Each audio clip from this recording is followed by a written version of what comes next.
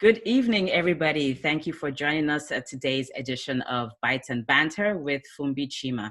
I am super excited to have her on today. It's unbelievable. It's such a small world, but I would call her a digital native. She's, worked in a number of IT organizations. She's very talented. She has skills that she'll be talking to us about during this talk. She's also very passionate about women in STEM. Hi, Fumbi. Thank you for joining us today. Thank you for having me. It's a wonderful. I've heard a lot about the cohort, and I think it's a phenomenal program. So thank you for all of you that have decided to put this together. I hope we have young followers that we can actually impart some of this wisdom to. So thank you for having me. Thank you. Yes, exactly. So, Women in Tech Africa, our purpose is also to be able to nurture women and girls in STEM, to open up doors for them, also to encourage, to try and see how we can help Africa move its progress along in the area of technology, and basically try and feature many women leaders, not only women leaders, but women's experts, what it is that they're doing in the world today, and show that, there's a lot that is happening. So thank you very much for joining us. Thank you. Thank you. So for me, your career path is very exciting. I mean, you studied philosophy, and then you have had a CIO role in 4 different organizations. And although you didn't have a tech background, you found your home in technology. So how did you come to start running IT organizations? How long do we have? We'll try. We'll talk about that.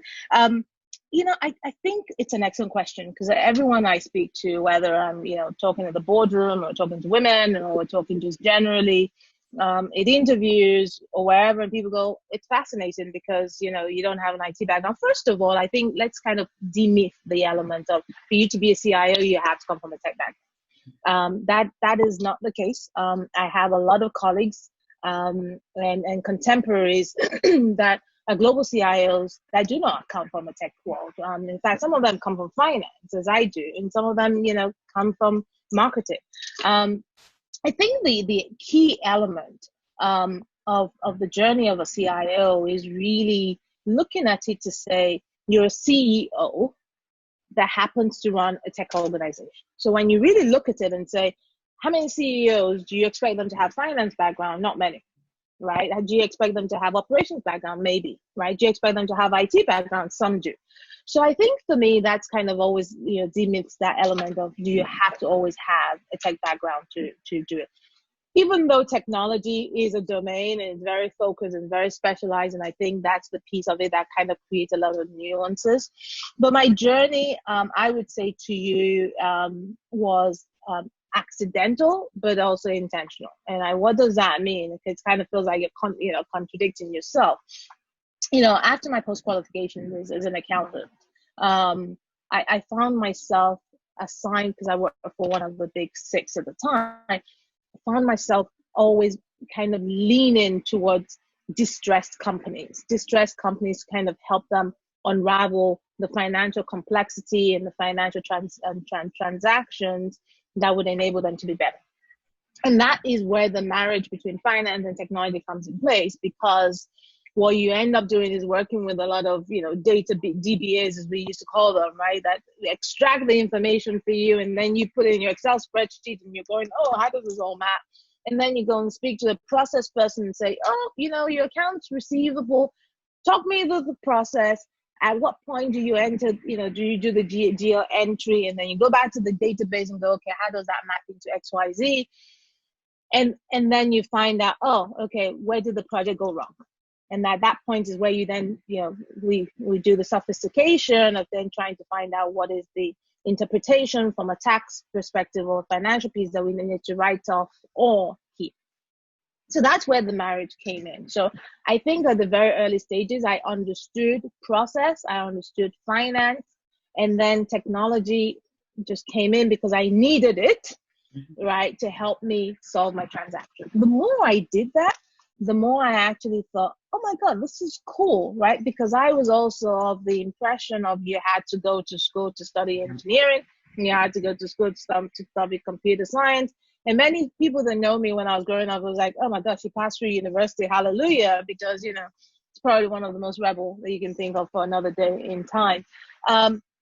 So I found my niche on, oh my God, there's that part of my brain that was stimulating, that I found the curiosity of, oh my, you know, this can actually work. So that's how I got into technology. So I came in from big picture.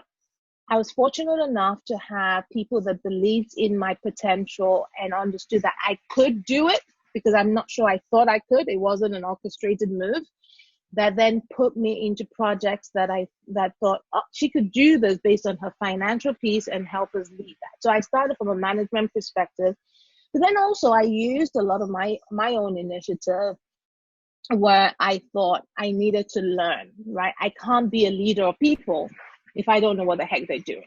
So I then started to self-teach myself some of those, you know, programming languages and just the structure and how things work.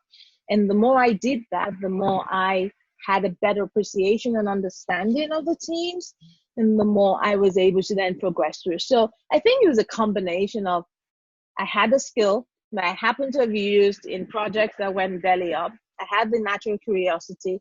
I got given the opportunity. I proved myself. And then out of curiosity, I wanted to have more, and I expressed interest. And I think, honestly, when I moved into that side, I thought, oh my God, this is so much fun.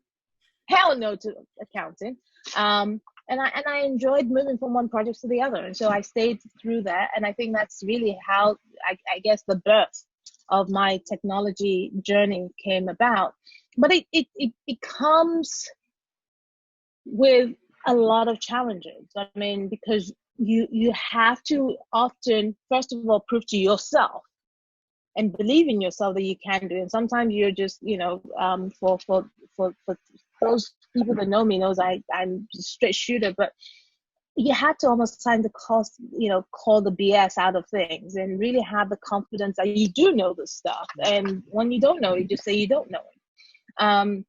And having that self-confidence was the first thing I had to personally overcome, right? Because I am working with in one of the biggest consulting companies that all they hired were the Oxbridge and the best of the 0.1%. And here I am going, oh, okay, kind of, what does, SAP mean? And I had to go to SAP, actually. I was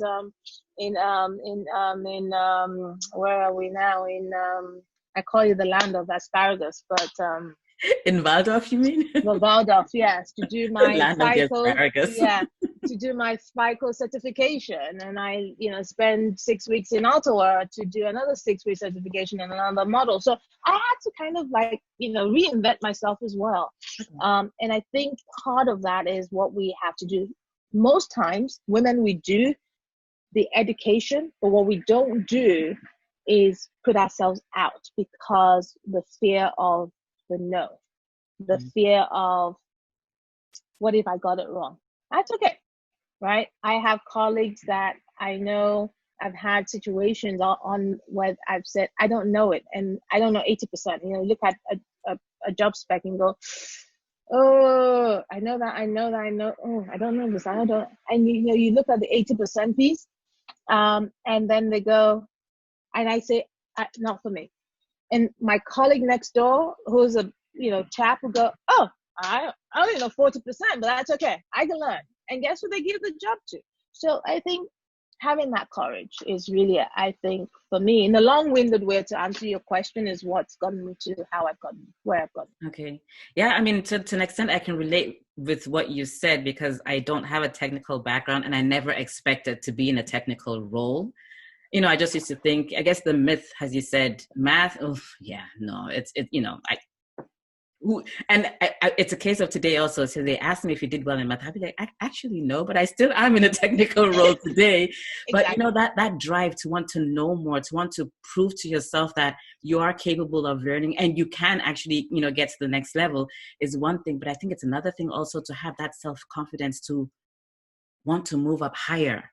and not to keep on questioning yourself whether you're on the right track, or what if I fail, and what will happen. So I think that there are two dimensions, but I'm I look at you and I'm like, oh well, I mean, if she's done it well, it should be Well, good for us, exactly. right? Honestly, and it's fair, right? Because when I often I walk into rooms, boardrooms or organizations, and everybody kind of like, and I'm sitting there and I'm sitting around with everybody and chatting with everybody, starting from the doorman to the janitors to reception, and some people are looking at me and going, well, why? I'm like, they're just as human. If you cut them, they have the same blood as I do.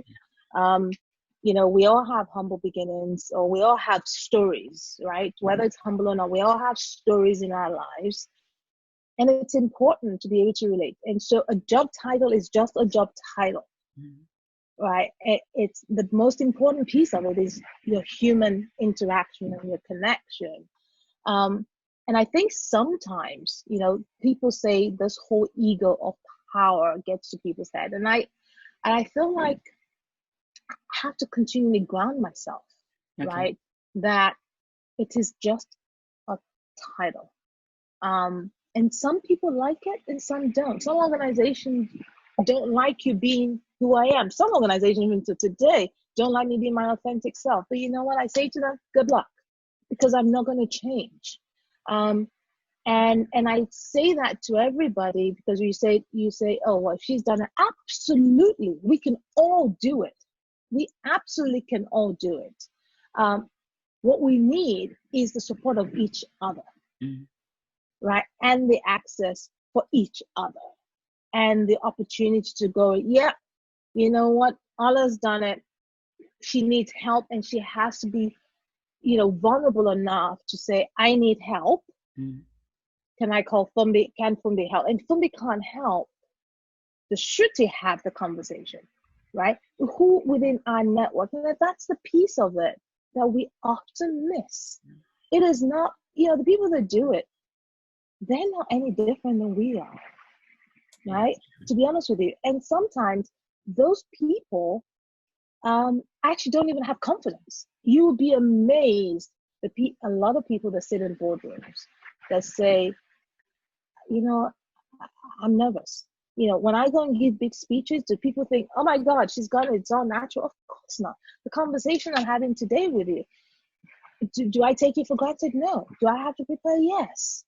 And so it's not a natural thing. It's just the reality of it. But we have to be able to talk about it. We have to have those forums with each other to know that we're just as human, and we're just as vulnerable, and we make mistakes, and we're not perfect. But we have to have the element of humility. And I think that, to me, is the biggest piece of it. Thank you. I know that Deloitte, they did a study on gender diversity and inclusion in IT, and the focus was more on the percentage of women executives who are CIOs and who are CEOs. And it seems like for US Fortune 100 companies, 22% are CIOs, only 6% are CEOs. I know that you're an advocate for diversity and inclusion. How does this study relate to your own individual experience? What have you seen in the C-suite? Is it really that, are you really thinly spread when it comes to women and the position to men? Yeah, I mean, to be honest with you, yes. I mean, we started off to say, oh my goodness, she started as a non-binary tech perspective. If you look at the data, and I think Deloitte's data is corporate America. It's not global. Yes, so when you look at corporate, when you look at the globe, our numbers is even far less, right? Which is disheartening, to be honest with you. I think there are two factors. Well, the good news is there's more CIOs and more CEOs. So it's perfect. Yeah, exactly. It's great. We take it. I take everything I possibly can. But I think the biggest piece of it that we have to look at is the fact of where we cut off, right? And where we cut off is middle management. Most women drop off when they get into that middle management ranks for various reasons. Some of them is, my biological clock is ticking, I gotta have children, and, I can't, and there's a perception, maybe with COVID now, maybe it's different, I can't balance work life together, and, gotta have childcare. So there's a whole lot of that. The other piece of it is because, as I said, we don't have enough confidence in ourselves. So we don't take those extra challenges, those projects that we should. We're not willing to take on a stretch assignment outside of our comfort zone. Meaning, if people look at my background, I've lived in the US, I've lived in Asia, I've taken different opportunities around the globe. I've lived in different states in the US because I've taken those stretch assignments. Sometimes we don't want to do that because we're in our comfort zone. We often also socially, how many times I don't do it as much anymore, but even then, they have social events at work and we go, oh, let's go to social event. Not that they assess you through that, but they assess you through what we call adaptability and flexibility through those pieces. And we don't show up in those situations. I'm not saying I condone those evaluations, but it's just the reality. It is a data point for people to make decisions to go, is she ready for that next promotion? Is she ready for that challenge? Okay. And I think that's where we start to drop off. And then for some of us that truly are aspirational, right? Then we get tagged with being aggressive, right? Yeah. So there's that. So you have to work with a lot of battles, obstacles, and you really have to have that Teflon skin, right? You have to have that thick skin to go, in spite of this, I still want to do it. And if they do see that you want to do it and you constantly deliver, you will be given the opportunities, right? And I think that's what we have to do. And maybe that's why, because to some extent, CIO roles, it's not as, some people say, we are not as, it's not a flashy job. So maybe that's why we still have 22% versus whatever the number for CEOs. But it's still the C-suite. It's still as hard, and that progression, it's not any different. And also, there is still the element of you've got to be in step, right? Against all odds, most traditional, it's changing now. The last 10 years has probably changed, but most organizations still have this understanding of, for you to be a CIO, you have to have a technical background. And many women, we don't have technical background. So you don't, we end up being business analysts and you go, well, you need to be an infrastructure, an architect.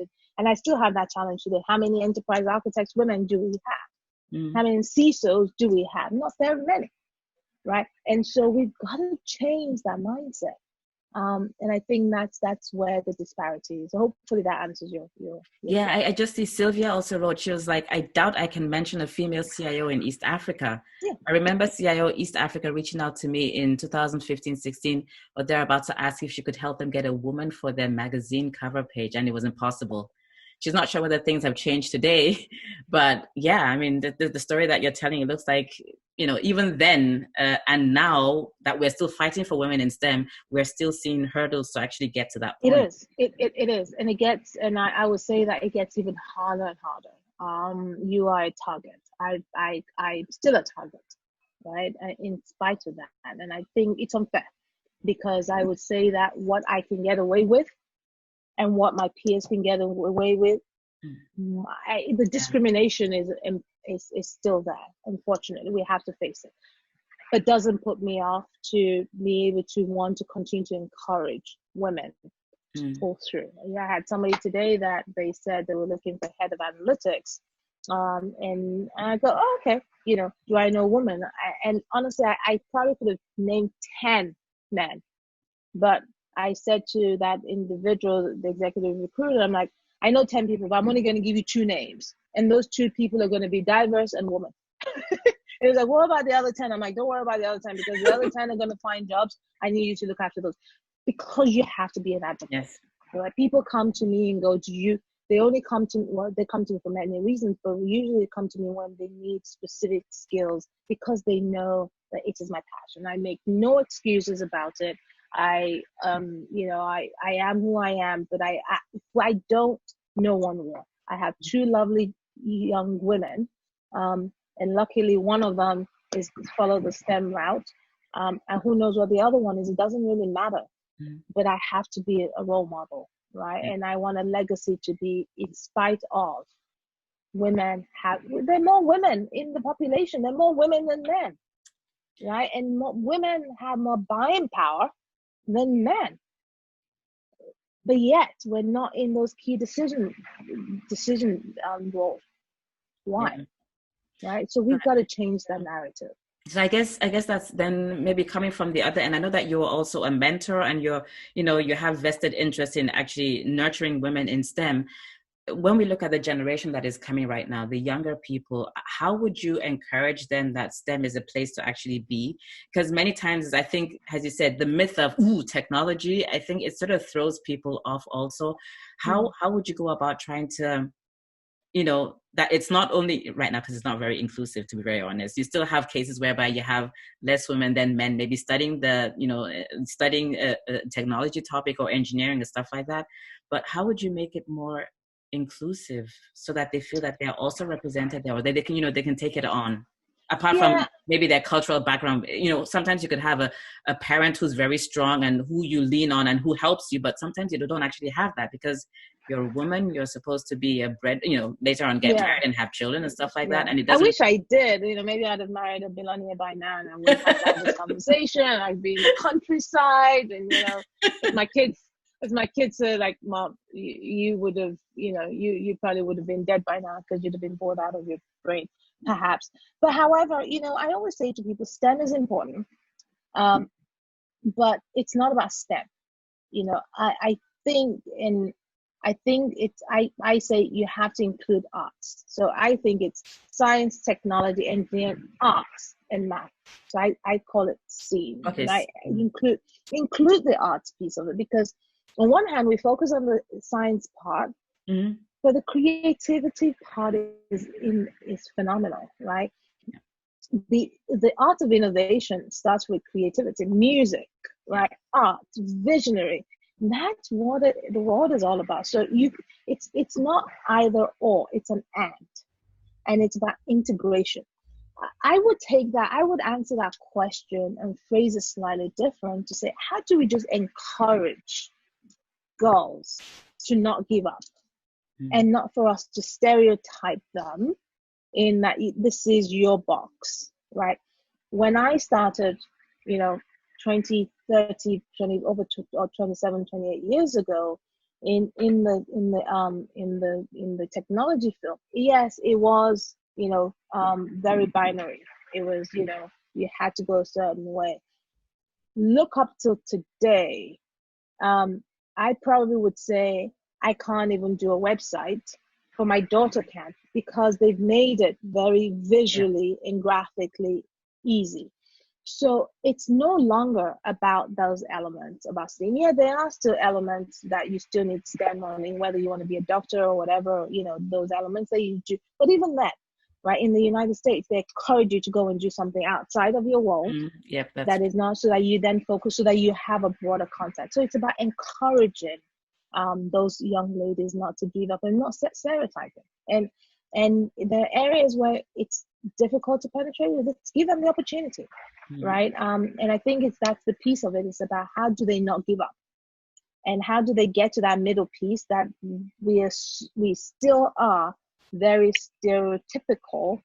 That, oh my God, by the time you're 25, I gotta start thinking my biological clock is thinking. I'm like, what the heck? I mean, like, really, I gotta buy my first house. It doesn't really matter. Do what you do to enjoy it, because it all fall in line eventually. But give them, those young women, those young girls, opportunities to just even, sometimes they don't know what they don't know, right? And I often use my children as an example, where I have one that's so atypical. She wants to know her life is planned day by day, second by second, until if she can do it till she's dead, she probably would. To another one that's kind of like, I like life, it's all good, doesn't matter, right? And the same one who's the STEM one is already going, oh yeah, what if I study data analytics with my neuroscience? I'm like, chill, like, just take one day at a time, enjoy life, move on, have fun, explore. Because we've conditioned them in a way where they feel like they have to do one after the other to the other. It's okay. It'll take time out, but just enjoy what they do. And I think it's the art of exploratory, because when they start exploring, And then they do realize, oh, I didn't quite know, I didn't like that. I'm like, oh, yeah. It's like, it's like giving them, I don't like rice. And then like, you just taste it. Oh my God, it tastes good. So give them the opportunities to just taste and then make decisions afterwards. Okay. I can give you a perfect example of TikTok. The battle I we do had TikTok before now. we allowed to do TikTok. So she has TikTok right now, and she's downloaded now something to help her create little videos and to cut them. So the creativity is coming actually through those things. Although I would prefer if she didn't spend half her life on the phone. But you're understanding actually that I guess creativity can also be put in your hands, and whatever you make out of it is what it is. If you know that the time is being put to good use, I might not necessarily like it, which is often the time, but but you see what they're doing and they're so happy. Did you see how we do, and we cut this and we put it together? So yes, I guess the approach to these topics are different from our times. It really was sorry, nobody could have told me that I had to learn COBOL how many years ago. I would have just died. And then you look at the way things are done now. I don't need to know coding to create a website, as you said. Many of these things are already provided so that you can actually continue to explore. So, I mean, we are moving into a world whereby we are sort of old and our children are now the digital natives that are, picking up and are running with this. And it's funny because over the weekend, thank you for COVID, I had to bring in my core skills of, braiding hair and doing all the, stuff for myself. So there's Wipeout, right, in TikTok. So before we started the whole hair debacle, she's like, I'll be back, mom. Ran to there, did whatever, she did a video, 6 hours later, beautiful hair, and then she shows me. And actually, to be honest with you, she doesn't hurt me. I was envious of it, right? Because it was like, because it was like before and after, and the music and everything, and I'm thinking, I can't even do this, right? Yeah. And I said, what do you want to be? I want to be a YouTube artist. I want to be a YouTuber myself. I mean, geez, I want to be an influencer. Don't worry, we'll get you on YouTube. Thank you. And I want to be an influencer, and I'd have 1,500 or 1,100,000, whatever likes. But the world has changed, right? And we have to embrace it. And it's digital. Digital is STEM, right? If you look at it, digital STEM, it has nothing to do with coding. It's creativity. So that's where the art needs to come in place. Okay, I'm going to take a little twist now. We're going into your life as a CIO, digital transformation and change management. Change management is probably the most hated thing ever. I mean, if a machine is working, why do you want to change it, right? So, digital transformation also with rapid change adjustments in an ever-changing world. How do you navigate this in organizations? Because you said you sort of work in organizations where you have to pick them up from where they are and help them drive change in order to move forward. How has your experience been there, and especially navigating that? That's an excellent question, because there is no right answer. I would say that, and I don't know whether I can say I've been successful or not. The beauty is in the eye of the beholder, in some respect. I think part of it, to be honest, is many organizations that we're trying to go through this transformation, and not going through transformation, right? They're going through incremental changes. And you have to want to know, you have to understand the cultural element first, right? And you spend time understanding the culture, the nuances, the people around you, before you can decide what you need for you to change.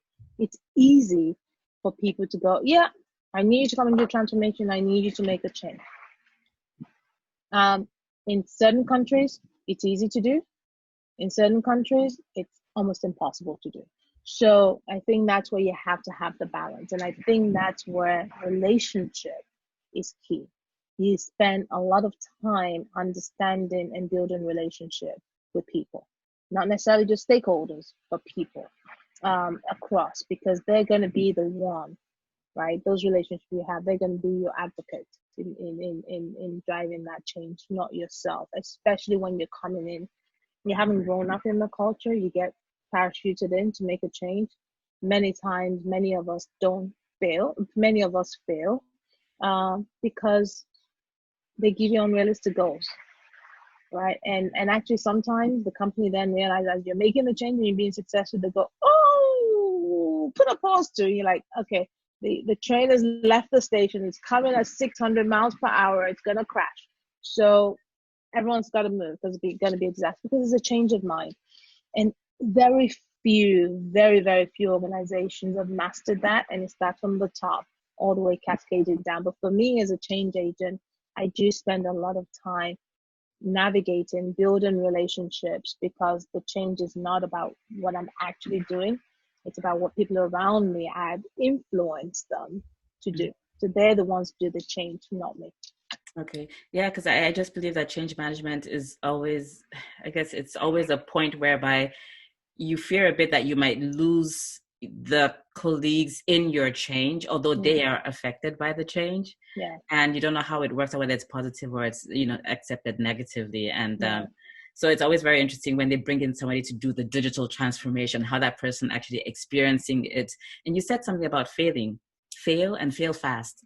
How's your experience been with failing? And did you beat yourself up a couple of times, or did you just say, okay, look, it's done, it's over, let's move on and let's learn from our experiences? Yeah, I mean, in the beginning, honestly, I'd probably been my worst critic. I was like, oh God, we didn't do this right, or I failed at this job, or I did this, and why did I do that? I think I got to a point in my life to say, look, no one's perfect, right? I say, fail, pick yourself up, take the lessons, and move on. Many people don't share the failures, but I think it's important that you share your failures, because your failures, you have lessons through it, and actually helps you other people know not what to do. And if you don't admit that, then you're only deceiving yourself, right? And I think it's back to that authenticity and the candor that I like to have, which is why I'm having this conversation, kind of as a closed net, group, because you have to be sincere and be candid with yourself that nothing's going to be perfect and not everybody's going to like you. So yes, even if you don't think you're failing, you are going to fail, because somebody's going to, put something in the middle for you to fail. But realize that, and it's okay to fail as long as you fail fast and admit it. Admit the failure and move on. Yeah. Okay. So COVID-19, where are you at? When it hit you, what was your first thought? I mean, what did you think, and where are you today as opposed to when you thought what you thought then? When COVID, I saw COVID towards I'd say earlier, towards end of December, early January, when it happened, started in China, and we're like, oh, what does this mean? You look at it from a business perspective and everyone's gone panicking. From a personal perspective, I just didn't think, I thought it was going to be like, oh, it's going to be something that was just going to be over in, a few weeks. I think I lived in denial. First of all, the mixture of work and everything kind of continues, so you don't even know whether night or day is going through, so you deal with that. But then from a personal perspective, I think I felt in denial, because I thought it was something that was going to go away. I was wishing it away. The reality came in March 19th, when I got a call from, no, actually March 15th, when I got a call from my daughter in uni in the US ago, who had just left Europe from her spring break. And I said, oh, kiss, I'll see you in, summer. And said, oh, Mom, we need to book my flight back because Boston's closed. And I'm like, are you kidding me? So I was like, okay, fine, that's fine. We'll deal with it. And then I get a call a day before my daughter's birthday in the UK at 9 a.m. to be picked up for 11 a.m. because the school's closed. And, some of you, I live in, most times stay in Germany, but I happen to be in the UK. So it was easy for me to make a 2-hour trip. I think that was the time where I was like, okay, oh my goodness, this is now reality. And not knowing when it's going to end was the biggest challenge. And it still is a challenge for me, because the first week, 2 weeks, yes, you're self-isolating, you're doing everything. Yeah. But week 2, week 3, week 4, week 5, week 6, week 7, I think as a family, my children and I have got closer together. I know a lot more than I want to know.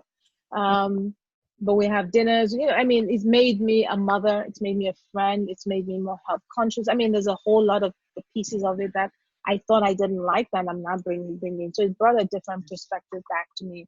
But it's still very, very scary, because we don't know what this new world is going to be.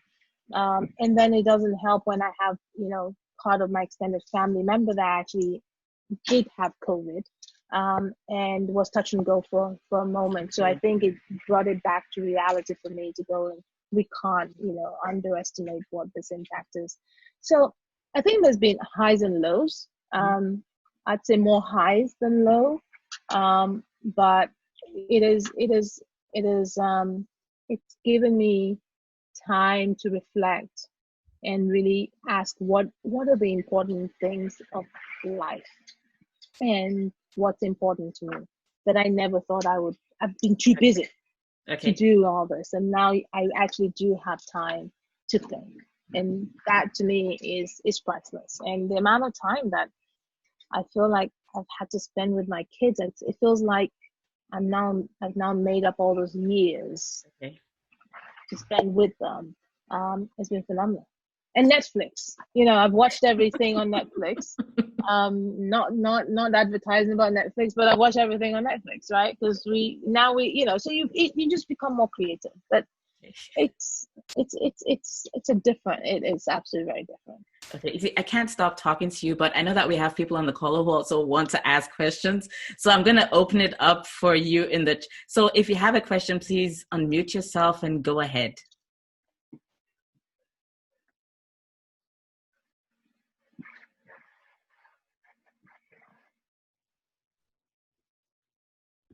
No?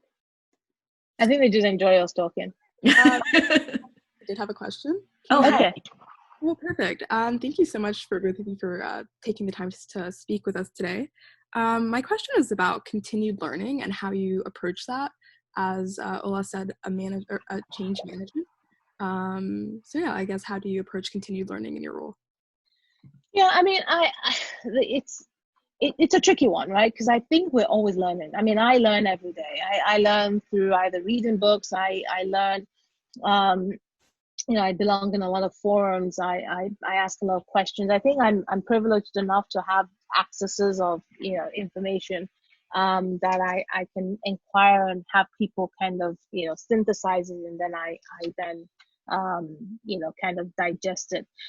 I wouldn't say I would I think continuous learning is important.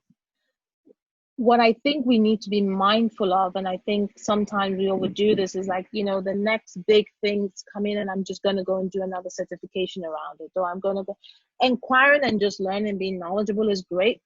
But sometimes I think for some of us, we feel like unless I go and get my certification that really, attests that I have gone through it, has made me a relevant person. That's where I always say people be cautious about.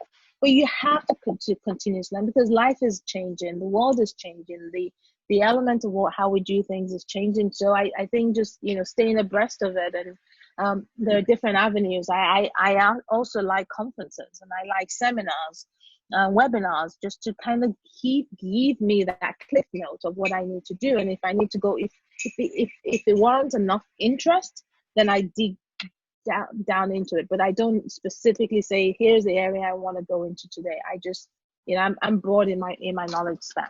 Does that answer your question, Edna? Yes, thank you so much. Right. Hi, Fumbi. I have a question. Yes. This is Shruti. I really love that you spoke about TikTok, because I have spent a lot of time on that app now, and I thought I was the only one immersed in that app. But as for the question, I just wanted to know, based on your experiences and career, I've taken a few courses on healthcare innovation, and I'd love to know some of the barriers you foresee, or even just one or two barriers you see in innovation. And because as an innovator, you do want to propose solutions that are not always the best, but also cost effective, and all the good stuff. And I just wanted to know some of the barriers you identify through your career. I mean, the reality of it when it gets into innovation, innovation is always a tricky piece, right? Because if you speak to most executives, we always talk about, we like to be innovative and we love innovation, and but then when it's time to implement it, it almost feels like we have cold feet. The piece of it that I always say to people is start small, use tiny innovate, so use find a process that you can use small examples to innovate, and when they start seeing the results through that quickly, then the appetite to do something bigger. So you start small to end up medium to end up big, right? That's been my approach, because many times people go, oh my God, it's innovation and I'm going to be radical. Well, unfortunately, many people are we're still very risk adverse, especially because it's costly. And some of those innovations are unproven. So you want to do it small and do it isolated, show the results, and then apply it from a big time perspective.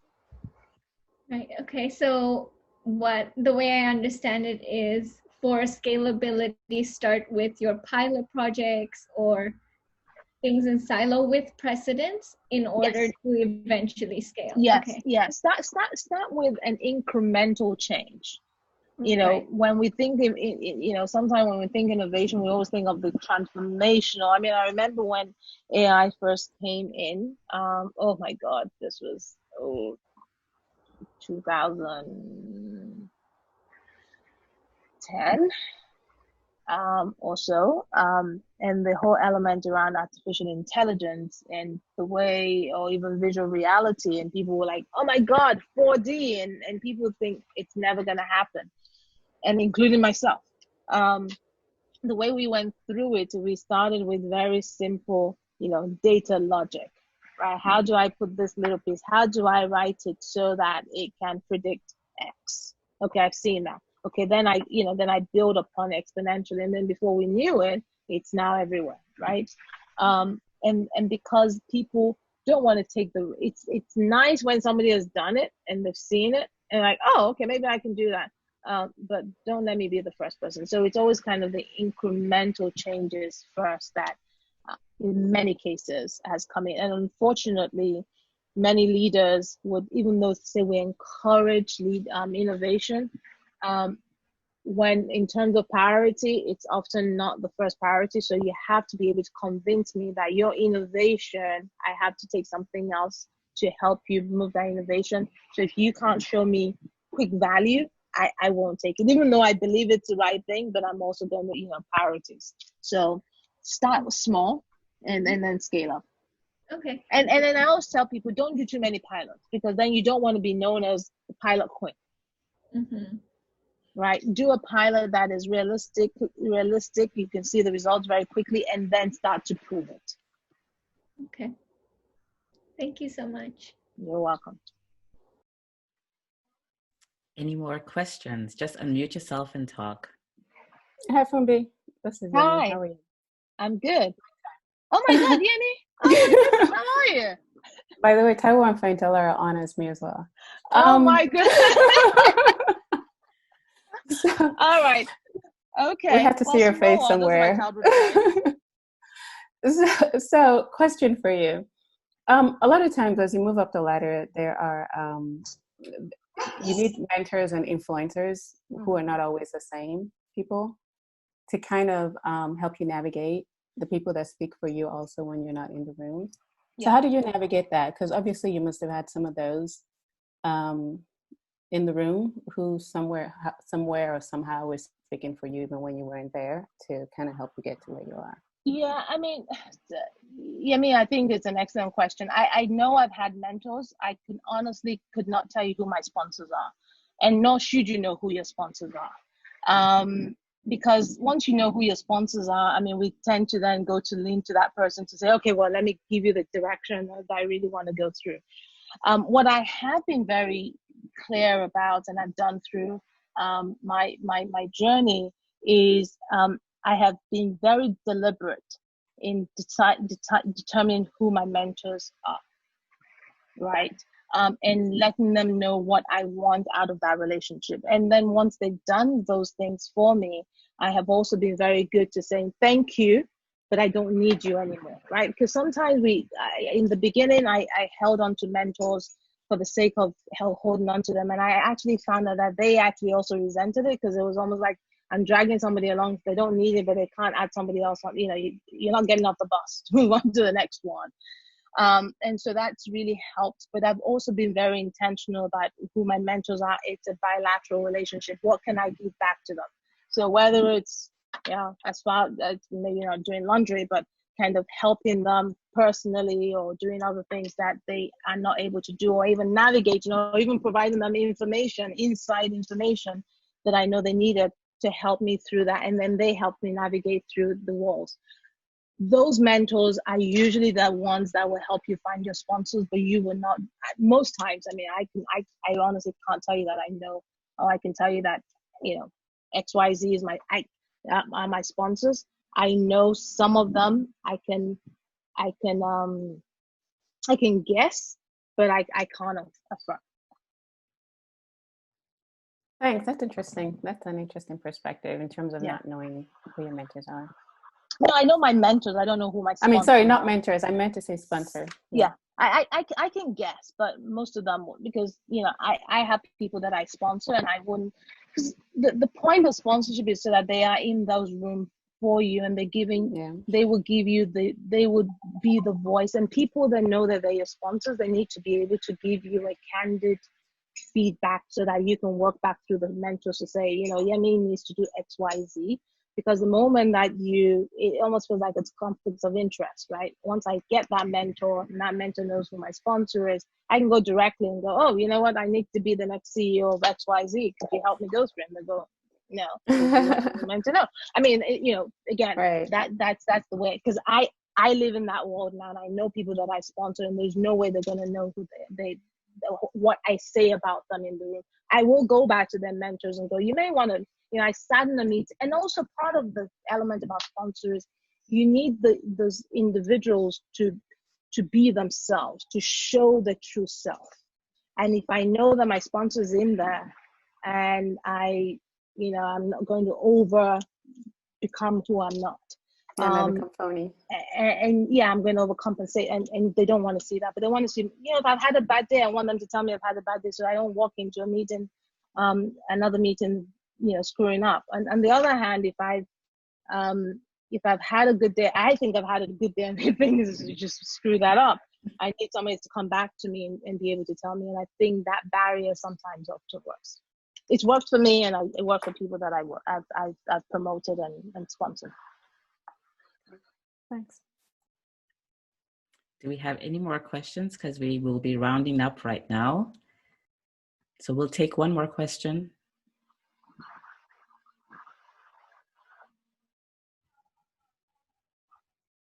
Okay. Well, Fumbi, I want to say thank you very much. It was a very, very interesting conversation. As I said, we could continue talking for the next half hour, but we don't want to do this. We want to say thank you very much to our listeners also. Thank you for the active engagement. We are back in 2 weeks with our next speaker, still in the works, but we're looking forward to your participation. And Fumbi, I wish you all the best, and you will be hearing from me. Thank you very much. Appreciate it. Thanks, everyone. Thank you, everybody. Have a good day. Bye. Bye-bye. Bye-bye.